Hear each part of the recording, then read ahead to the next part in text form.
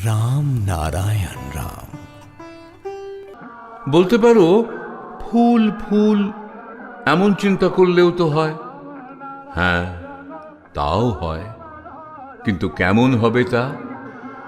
এক কণা বালু ছুঁড়ে মারলে যেমন কারো আঘাত লাগে না, গায়ে স্পর্শ করলো ঠিকই, কিন্তু আঘাত হানতে পারল না, ঠিক তেমনি ফুল ফুল উচ্চারণ করে সেই অনন্ত শক্তিকে, শব্দ ব্রহ্মকে স্পর্শ করা যায় মাত্র।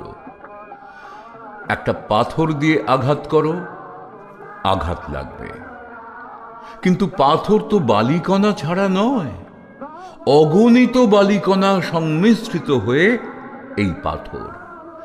এতটুকু বালিকণা দিয়ে মারলে টের পাওয়া যায় না।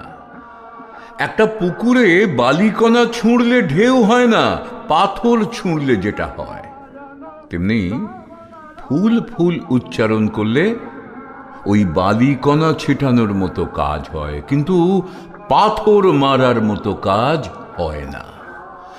মন্ত্র হচ্ছে সেই পাথর, আর এই ফুল বালিকণা বা জলকণার মতো কণা কণা বালু দিয়ে পর্বত, বিন্দু বিন্দু জল দিয়ে সাগর, অগণিত ফুল নিয়েই এই বিশ্বনাদ, এই ব্রহ্মনাদ, এই ধ্বনি তত্ত্ব, এই প্রণব মন্ত্র সেই ব্রহ্মনাদের বিশ্বনাদ।